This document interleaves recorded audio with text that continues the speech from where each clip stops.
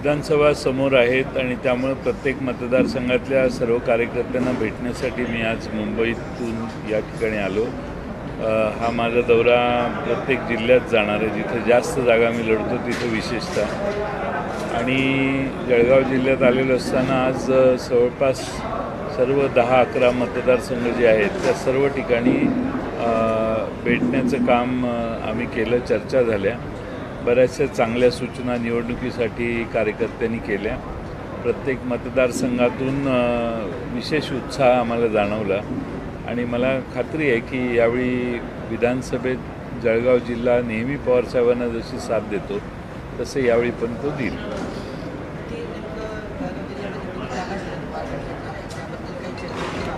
आम्ही शिवसेना आणि काँग्रेसच्या चर्चा आमच्या झालेल्या नाहीत। आम्ही चर्चा ज्यावेळी करू त्यावेळी ते आकडे नक्की होतील।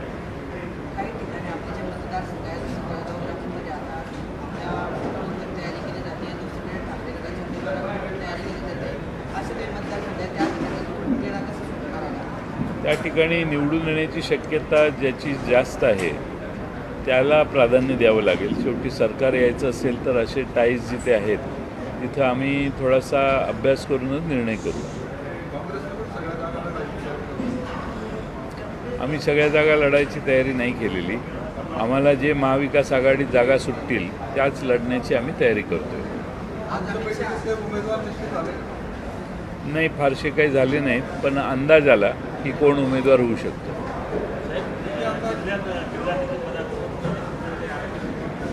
अनिल देशमुख साहेब आले होते, त्यांनी सगळ्यांशी चर्चा केली, त्यांनी अहवाल दिलेला आहे। तो अहवाल आता 24 तारखेला मुंबईला गेल्यावर त्या ठिकाणी आम्ही अनिल देशमुख आणि मी या सगळ्या नेत्यांशी आज मी बोलतोय, बोलून आम्ही निर्णय करू। 24ला निर्णय करू अशी कार्यकर्त्यांची मागणी आहे। पेच असा नाही आहे, पण सगळ्यांची मागणी आहे की 2 लोकसभा मतदारसंघ आहेत, तर दोन्हीकडे स्वतंत्र यंत्रणा असली तर जास्त इफेक्टिव्ह काम होईल, त्या दृष्टीनं आम्ही विचार करतोय।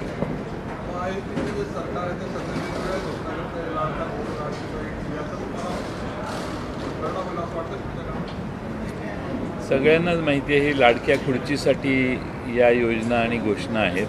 आणखीन 2-4 घोषणा होतील, पण महाराष्ट्रातल्या जनतेला या महाराष्ट्रातल्या सरकारबद्दल काही आस्था आपुलकी नाही आहे।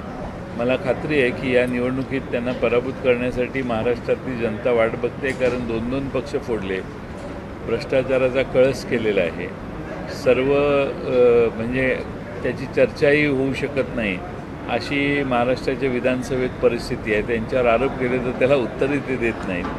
त्यामुळं एक वेगळं महाराष्ट्रातल्या जनतेच्या मनात ही भूमिका आहे की असं सरकार बाजूला करावं।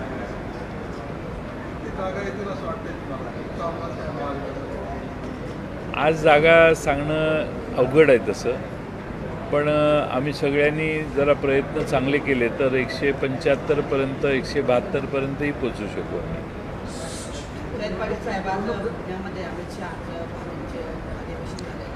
या ठिकाणी अमित शहा आणि मराठा आरक्षणावरून शरद पवार यांनी टीका केली। त्यांनी म्हटलं की भाजपचं सरकार आलं की मराठा समाजाला आरक्षण मिळतं आणि शरद पवारांचं सरकार आलं की मराठा समाजाचं आरक्षण जातं। असं नवीन शरद पवार नवीन निर्माण करतायत असं त्यांनी म्हटलं। त्यांना अपुरी माहिती आहे। शरद पवार साहेबांचं सरकार कधीच नव्हतं। पृथ्वीराज चव्हाणांनी पहिल्यांदा आरक्षण दिलं, त्यानंतर ते आरक्षण टिकवण्यात काही अडचणी नवं सरकार देवेंद्र फडणवीसांचं आल्यावर झाल्या, पुन्हा नवा कायदा केला, पुन्हा ते मंजूर करण्यात आलं आणि त्या संबंधात आज ती स्टेज आता पुढे गेली। आरक्षणाच्या बाबतीत सरकारने वेगळ्या घटकांशी ज्या चर्चा केल्या आहेत त्या बघितल्या तर मला असं वाटतं की सरकारने आरक्षणाबाबतीत लोकांच्या अपेक्षा पूर्ण केलेल्या दिसत नाही।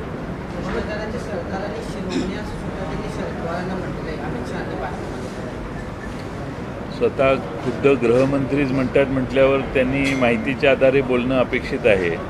आजपर्यंत पवारसाहेबांच्यावर कोणताही असा आरोप झालेला नाही आणि आज शरद पवार साहेब यांच्या विरोधी लढायला तयार आहेत।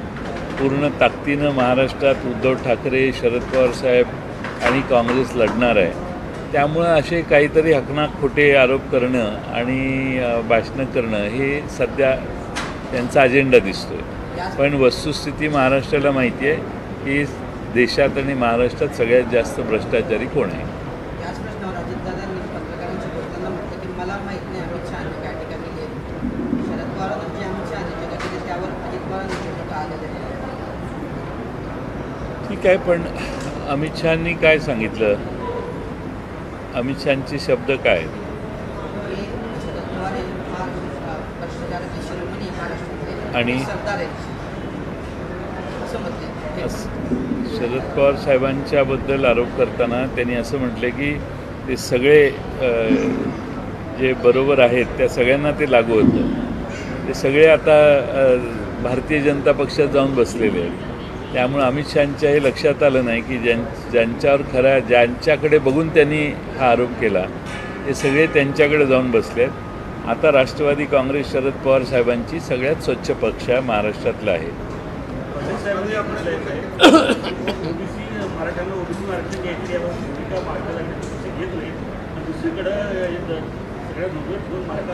आम्ही आमचा काही प्रश्न नाही. आम्ही विरोधी पक्षात आहोत. तुम्ही दोन्ही बाजूला चर्चा केल्या. विरोधी पक्षाला तुम्ही विश्वासात घेतलं नाही. आता निर्णय घ्या. निर्णय घेण्याची वेळ आलेली असताना तुम्ही महाराष्ट्रात निधी वाटप केला आमदारांना, त्यावेळी विरोधी पक्ष तुम्हाला आठवला नाही. महाराष्ट्रात आत्तापर्यंत जे कार्यक्रम झाले त्यात विरोधी पक्ष आठवला नाही. आता तुम्ही आरक्षणाच्या संदर्भातली तुमची ठाम भूमिका, आता तुम्ही दोन्ही बाजू ऐकल्या. विरोधी पक्ष म्हणून आम्ही देखील 2 बैठकांना जाऊन त्यांना आमची भूमिका सांगितलेली आहे. आमच्या भूमिकेत बदल नाही. आता त्यांनी काय करायचं, त्यांनी निर्णय कसा घ्यायचा हा त्यांचा प्रश्न आहे. सरकार ते चालवत आहेत, आम्ही विरोधी पक्षात आहे. त्यामुळं उगाच मोकळ्या बैठका बोलवण्यापेक्षा आता सरकारने निर्णय घेण्याची गरज आहे. त्यांनी तो निर्णय घ्यावा अशी आमची अपेक्षा आहे.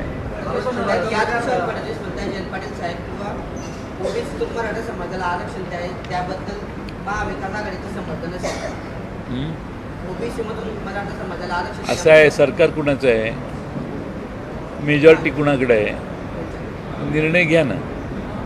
सभागृह 12 तारखेला संपलं, त्याच्या आत काहीतरी सभागृहाचं समोर मांडाल अशी आमची अपेक्षा होती. पण तुम्ही काही ते मांडलं नाही.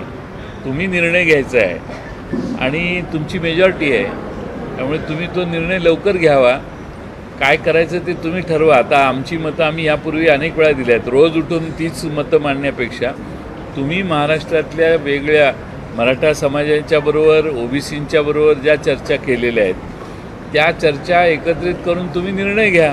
आमची एवढीच माफक अपेक्षा आहे. आमची भूमिका एवढीच आहे की आता सरकारचा निर्णय सरकारने घ्यावा. आमची भूमिका यापूर्वी अनेक वेळा सांगितलेली आहे. आम्ही स्पष्टपणाने सांगितलेली आहे. आता आम्ही वाट बघतोय सरकारच्या भूमिकेची आणि सरकारच्या निर्णयाची. त्यानंतर आम्ही त्यावर बोलू.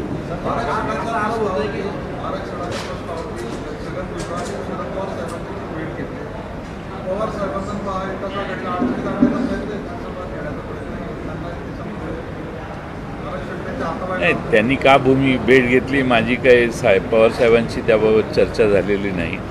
पण मूळ मुद्दा हा आहे की सत्तेत बसणाऱ्या लोकांनी आता हा निर्णय घेतला पाहिजे ना. निर्णय का नाही घेत? निर्णय त्यांनी घ्यावा. ज्यांना दोन्ही बाजूला त्यांनी काही आश्वासनं दिलेली आहेत ती आश्वासनं त्यांनी पूर्ण, कोणती आश्वासनं दिलीत हेच आम्हाला माहीत नाही. त्यामुळे कोणती आश्वासनं द्यायची ते त्यांनी निर्णय करावा. निर्णय केल्यानंतर बघू, आपण त्याबाबतीत चर्चा करू. याच्यात कसलं राजकारण? त्यांना अनेक वेळा आम्ही सांगितलेल्या आहेत गोष्टी. आता त्यांनी निर्णय घ्यायचा आहे. त्यांनीच 1 महिना मुदती दिलेल्या आहेत. त्या मुदती आम्हाला विचारून नाही दिल्या. त्यामुळे त्या मुदती दिलेल्या आहेत. त्या मुदतीच्या आत त्यांनी ज्यांच्याशी चर्चा केली त्यांच्या बाबतीत त्यांनी त्यांचा आता जे काय मुदती दिल्या त्या मुदतीच्या पूर्वी त्यांनी निर्णय घ्यावा एवढीच अपेक्षा आहे आमचं. आम्ही काय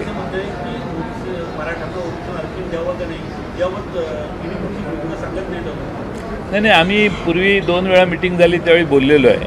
ह्यांनी आता निर्णय घ्यायचा वेळ आहे. नुसत्या चर्चा काय करायच्या? त्यांनी टेबलवर प्रस्ताव ठेवला पाहिजे. त्यांनी त्यांचा निर्णय घेतला पाहिजे. सरकार म्हणून त्यांचं जबाबदारी आता आहे की सगळ्यांचं ऐकून घेतलं. आता त्यांनी निर्णय घ्यावा.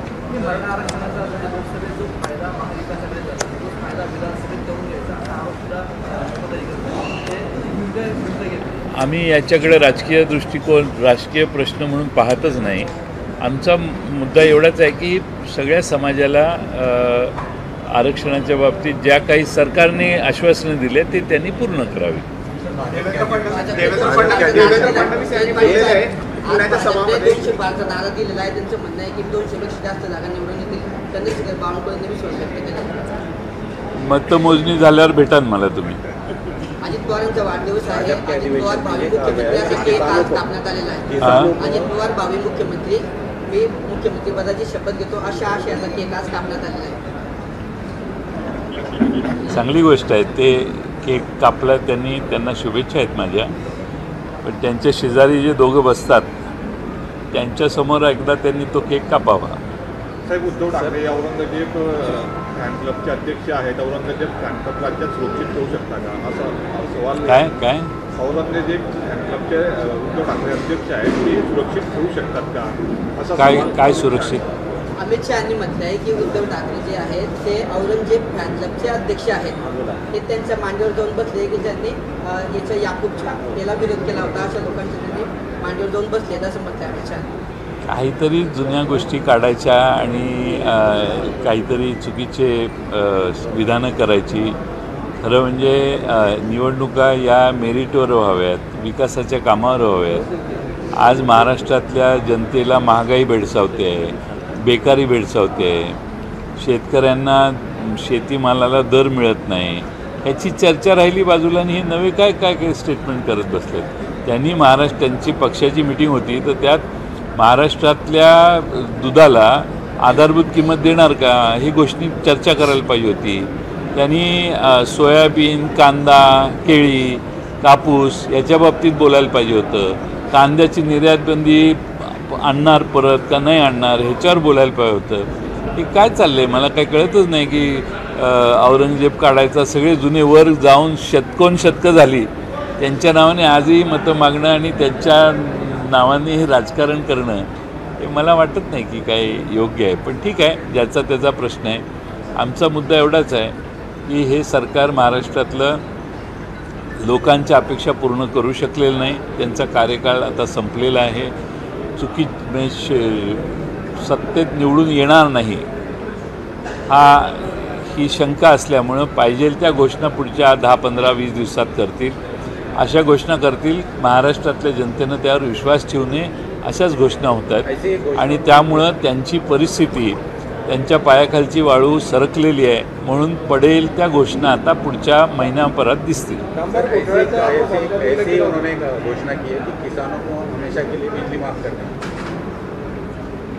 ऐसा है कि बजट पेश किया आपने. बजट में जब आपको हाथ में मौका था तब ये क्यों नहीं किया आपने, ये भी बात है.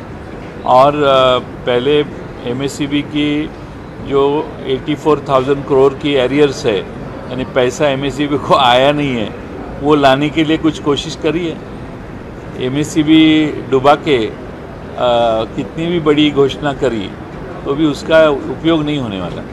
देवेंद्र फडणवीस यांनी पुण्याच्या भाषणामध्ये बोललेलं आहे त्यांच्या कार्यकर्त्यांना थेट मैदानात आणि ठेचून काढा आगामी काढायच्या निवडणुकीवर. कुणाला ठेचून काढा? जे कोणी आपल्या अडवणी ठेचून काढा का ठोका? ठोका ठेचून काढा. तुम्हीच विचार करा, महाराष्ट्रातल्या जनतेला हे आवडेल का? देवेंद्र फडणवीस यांच्यासारख्या एका ज्याच्याबद्दल जरा लोकांची वेगळी मतं आहेत त्यांच्या तोंडातूनही ठोका ही भाषा येणं म्हणजे तोल घसरल्याचं हे लक्षण आहे. आपण पराभूत होणार आहोत. तर मग आता हे शेवटचं ठोकाठोकी करण्यापर्यंत पोचा असा संदेश त्यांनी त्यांच्या कार्यकर्त्यांना दिलेला आहे.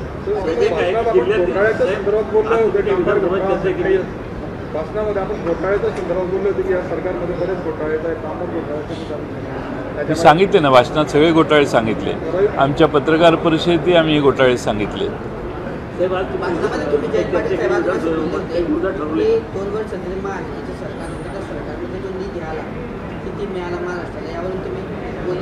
केंद्र सरकारकडून आलेल्या निधीबद्दल म्हटलं.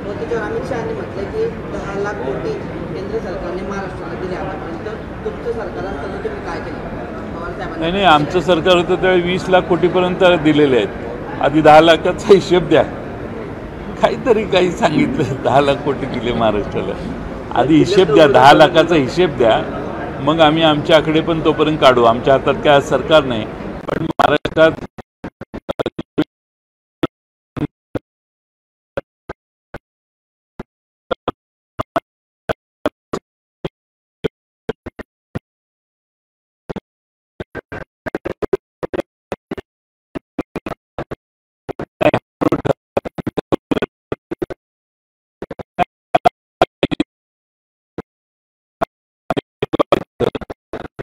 आम्ही झिरो इन करत आलेलो आहोत. साहेब, शेवटचा खडसेंचा प्रश्न झालेला नाही अद्याप. भाजप प्रवेश अद्याप झाला नाहीये. राष्ट्रवादी परत येतील असं वाटतं. मला माहीत नाही त्याच्यावर काय. आपल्याकडे राजीनामा दिलेला आहे, तो राजीनामा ते मंजूर झालेला आहे, याबद्दलचं पण स्पष्ट भूमिका समोर आलेली आहे राष्ट्रवादीची. अनेक कार्यकर्ता राजीनामा दिला आहे. नाही, तुम्ही हे सगळे प्रश्न त्यांना विचारलेले बरं होईल. मी आता कामाला लागलेलो आहे, आमचे दौरे सुरू झालेले आहेत आणि मला त्याबद्दल आत्ता या क्षणी काय स्टेटस आहे हे सांगता येणार नाही.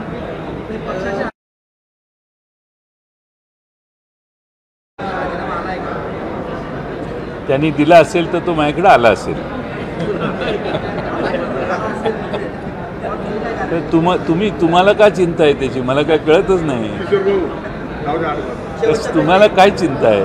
पाटील साहेब, अजितदादा गटाचे जे आमदार आहेत त्यांना शरद पवारांसोबत एकत्र येण्याची ओढ लागली आहे. काल 2 आमदारांनी सूचक वक्तव्य केलं आहे. आज परत एका नेत्याने वक्तव्य केलं आहे की शरद पवार आणि अजित पवार हे एकत्र येतील असं वक्तव्य केलं. काय वाटतं तुम्हाला? काय असं आहे की पवारसाहेबांनी हे स्पष्ट केलेलं आहे की वाईट काळात त्यांच्याबरोबर जे राहिले त्यांना विश्वासात घेऊन त्या बाबतीत निर्णय करू. आता काही काल एक 4 दिवसापूर्वी पिंपरी चिंचवडमधले बरेच नगरसेवक हे आमच्या पक्षात आले. बरीच लोक पक्षात येत आहेत आणि अतिशय चांगल्या पद्धतीचे कार्यकर्ते नेते परत यायला लागले आहेत. मला वाटतं की त्या भागातली परिस्थितीचा विचार होईल, पण आम्हाला सोडून, पवारसाहेबांना सोडून जे गेलेले आहेत त्यांच्या परतीबाबत आमच्या स्तरावर कोणतीही चर्चा नाही आहे. साहेब, आपण आपल्या भाषणामध्ये बोलले होते की महाराष्ट्रामध्ये जे उद्योजक आहेत बरेचसे बाहेर गेलेले आहेत. अद्यापही महाराष्ट्रात उद्योजक नाही. सरकार 17 उद्योग बाहेर गेले असं म्हटलं मी. महाराष्ट्रातले 17 उद्योग बाहेर गेले. 1 नाही, 2 नाही, 3 नाही, 17 उद्योग बाहेर गेले आणि फार मोठ्या प्रमाणात महाराष्ट्रात गुंतवणूक कमी झाली. बेकारी त्यामुळे वाढली. 11% बेकारी झाली. महाराष्ट्रात 40-45 लाख लोक बेकार आज तरुण मुलं आहेत. ही महाराष्ट्रातली बेकारीची अवस्था आहे.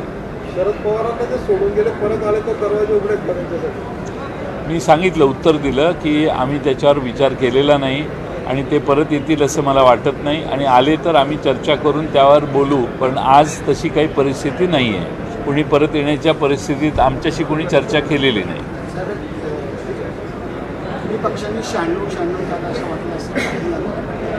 नाही, अशा बातम्यांवर तुम्ही विश्वास ठेवू नये. अशी कोणतीही चर्चा तिन्ही पक्षांची झालेली नाही. तिन्ही पक्षांच्या चर्चा सुरू होतील, 2-3 राऊंड होतील आणि मग त्याचा निर्णय होईल. एबीपी माझा, उघडा डोळे बघा नीट.